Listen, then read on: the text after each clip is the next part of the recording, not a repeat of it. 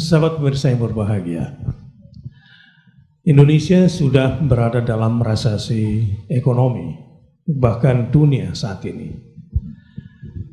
Bahwa kontraksi ekonomi di kuartal pertama dan kuartal kedua anjlok jauh di bawah 1% pertumbuhannya. Dan diperkirakan pertumbuhan ekonomi di kuartal ketiga bulan September dan sampai ke Desember kuartal keempat pun konon masih dalam kondisi minus, yang akan kita bincangkan dengan beberapa tokoh sekaligus praktisi ekonomi pada malam hari ini. Namun ada hal penting juga yang akan kita bincangkan seputar siaga resesi ekonomi selaku umat, selaku rakyat dalam hal ini. Adalah tentang hubungan ekonomi dan kehidupan yang tidak melulu terkait dengan perut, tidak melulu terkait dengan materi.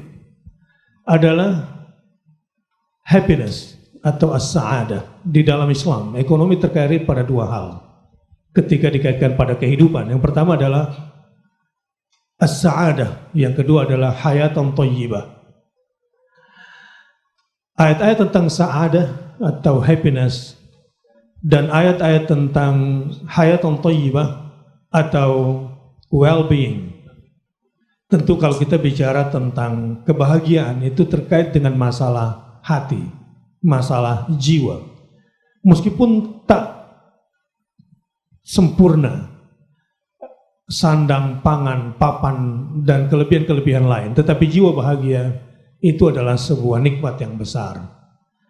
Namun Al-Quran juga menganjurkan agar kita sampai pada taraf well-being, kecukupan, kondisi fisik, materi, serta kebutuhan-kebutuhan sampai ke tingkat tahsiniyat, selain hajiyat, daruriyat dan hajiyat dan tahsiniyat, primer, sekunder dan tersier. Hayatan thayyibah atau kondisi well-being juga dianjurkan di dalam Islam, sehingga ada sahabat yang menjadi konglomerat dan Nabi sendiri SAW tentu dalam perjuangan dan dakwahnya membutuhkan beberapa kelengkapan. Meskipun untuk kepentingan pribadi beliau sudah cukup bahagia dengan gaya hidup zuhud, dengan gaya hidup wara, tapi dalam pertempuran, dalam peperangan, dalam melengkapi kebutuhan umat pada saat itu, dalam membangun masyarakat Madani di Madinah, tentu membutuhkan kelengkapan-kelengkapan lain sebagai seorang pemimpin untuk membawa pada kesejahteraan umat pada saat itu. Nah, pada malam hari ini saya ingin mulai dari Ustadz Taufan dulu ngobrolnya ini. Yang umum dulu Ustadz Taufan. Kita bicara resesi ekonomi, kemudian masuk kepada indeks bahagia. Ya, Al-Quran itu kan bicaranya tuh pertama as-sa'adah, happiness. Yang kedua hayatan thayyibah, ini di dunia. Nah, di akhirat sampai tingkatan radiyatan mardiyah, itu di akhirat tingkatannya. Nah, ekonomi Islam tentu cakupannya dalam proses pemenuhan hajat hidup. Jika ekonomi adalah sebuah proses pemenuhan hajat hidup manusia, tentu tujuannya bukan cuma terpenuhi sandang pangan dan papan, tetapi ada kebahagiaan, ada hayatan thayyibah, dan mudah-mudahan sampai kepada radiyatan mardiyah. Nah, di sesi pertama dulu ini kita bicara tentang bagaimana kondisi resesi ekonomi saat ini dan outlook-nya sampai 2021 kira-kira. Ya, baik, terima kasih. Jadi seperti yang sudah diduga bahwa ekonomi kita pada kuartal pertama itu Januari, Februari, Maret itu 2,97, yang tadi diperkirakan 5 sampai 6%, bahkan meroket katanya jadi 7, ternyata 2,3. Kemudian April, Mei, Juni menjadi minus 5,32, dan sekarang kita nikmati ini dugaan saya sendiri itu minus 6, minus 6,5, walaupun mungkin beberapa hal. Artinya sampai Desember itu ya? Sampai Desember itu kuartal keempat, masih kuartal keempat bahkan lebih minus lagi. Resesi itu ketika 2 kuartal berturut-turut minus. Nah, ini sudah minus. Artinya daya beli untuk kebutuhan primer itu tidak bisa ditanggulangi dengan pendapatan. Jadi nilai uang kita turun. Memang kalau kita ukur, kalau ukuran-ukuran ekonomi itu kan seperti metabolisme tubuh, jantung. Nah, metabolisme tubuh ketika puasa itu kan berfungsi. Tapi ada kekuatan tadi, happiness. Nah, yang diinginkan oleh ekonom adalah ketika metabolisme standar tubuh itu jantung, paru-paru, kemudian darah berdenyut secara normal. Kalau ukuran PDB kita itu untuk ukuran World Bank $2. $2 harusnya minimal tuh ya? Ya minimal, artinya 2.100 kilokalori satu hari, kemudian dia juga dapat ya sekitar 30.000 rupiah. Nah kalau $2 kita memadai lah untuk Indonesia. Tapi kan sekarang ukurannya di BPS $1.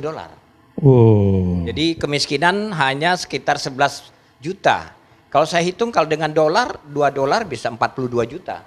Artinya kalau ukuran sekarang dengan sekitar 14 juta orang itu karena $1. Kalau menggunakan World Bank yang $2 kita naik ke 40 juta. Ini kebutuhan minimal. Jadi diperkirakan jumlah orang miskin 42 juta. 42 juta ya. Kalau dengan standar $2. Dengan standar $2 ditambah dengan resesi. Iya. Jadi resesi ini kan misalkan artinya resesi ini kita punya 100 rupiah, daya beli kita berkurang, terus berkurang. Nah, sebanyak resesi itu. Apalagi secara agregat kue pembangunan ini kan 80% kue dinikmati oleh 20 keluarga besar. 15% itu diperebutkan oleh 90% rakyat. Jadi pemerataannya juga Masya Allah timpang. Yang satu berlebihan ya. Satu berlebihan, ada satu orang di Indonesia yang memiliki 16 juta hektar tanah. Sementara masyarakat di Betawi satu rumah pun 48% orang Betawi tidak punya rumah. Nah artinya dari sisi kualitas daya hidupnya kurang, dari sisi pemerataannya juga kurang. Nah untungnya yang tadi ajib memang ekonomi Indonesia tadi ini, jadi seperti orang puasa, ada daya tahan, ada tadi happiness, saadah, jadi ada harapan hidup. Dan harapan hidup ini akan menghasilkan gaya hidup. Jadi walaupun sederhana tapi bahagia. Nah itu Indonesia itu. Kalau di Singapura sekarang orang sudah banyak bunuh diri, minus 11%. Singapura sudah banyak orang-orang sudah pindah, ada yang pindah dan di Indonesia juga sudah pindah. Tetapi itu yang kalangan-kalangan yang the have. Tapi orang-orang kebanyakan saya lihat tukang-tukang roti di rumah saya happy aja ya. Iya. Jadi padahal daya belinya turun. Kemudian pemerataannya juga ini. Tapi ini gejala apa? Gejala apa ini Pak Taufan? Ya kalau saya lihat inilah internalisasi nilai agama yang qanaah. Ini poinnya. Dia menerima. Walaupun secara ukuran ekonomi kantongnya tidak berisi uang. Tapi hatinya bugar dengan penerimaan keadaan qanaah yang Allah berikan. Nah ini potensi yang harus digali. Jadi ada dimensi lain ya yang harusnya didapatkan dari ekonomi. Tidak semata-mata ukuran-ukuran materi. Masya Allah. Itu yang baik, Pak Taufan. Tadi kan katanya kalau Singapura ada yang bunuh diri.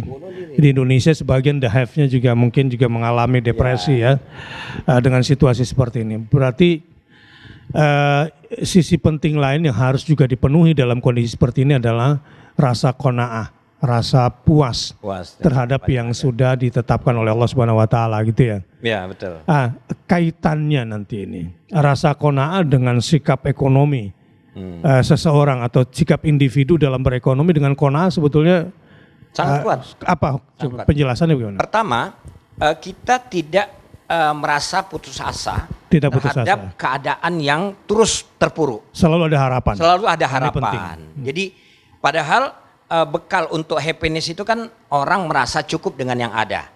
Nah, dan happiness ini memang sebenarnya ukuran-ukuran yang hari ini harus diindikatorkan dalam bentuk ekonomi. Sayangnya nilai-nilai ekonomi belum masuk. Ukurannya moneter, ukurannya suku bunga, ukurannya PDB. Tidak ada yang qanaah, tidak ada yang saadah, nggak ada. Harusnya ekonomi Islam itu memasukkan faktor itu, masukkan variabel itu.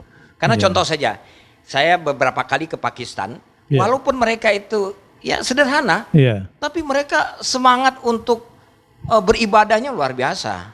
Nah, Iya. artinya daya tahan mereka walaupun tidak punya uang, ada daya tahan spiritual tadi. Ada daya tahan yang membuat dia punya punya marwah yang kuat. Jadi walaupun saya tidak punya uang, walaupun kere misalkan, tapi bangga. Itu yang diberikan oleh Allah. Apalagi dia kaya. Nah, sementara orang sekarang, Pak, kaya pun belum, ya, miskin pun tidak disyukuri. Nah, jadi Artinya yang ada yang sedikit itu pun tidak disyukuri. tidak disyukuri. Bagaimana menjadi orang kaya? Nah, Yang seperti ini ada lebih parah lagi. Udah harapannya kurang, indeks bahagianya rendah, kena pandemi. Pandemi, Masya Allah. Karena imunitas tubuh menjadi kurang ya kalau kurang bahagia. Iya, salah satu. Nah, para sahabat yang berbahagia, muslim dan muslimat dimanapun berada, bahwa di masa resesi ekonomi seperti ini, dan kita juga berada dalam ruang lingkup pandemi, kita harus pandai menyikapi segala yang kita hadapi saat ini dalam bentuk berbagai tantangan, setidaknya dengan 2 langkah. Pertama, langkah spiritual atau langkah keimanan kita sebagai seorang mukmin. Ini paling penting. Selain yang kedua, langkah-langkah ekonomi, bagaimana proses pemenuhan hajat hidup kita, baik kita sebagai pribadi maupun kita sebagai keluarga.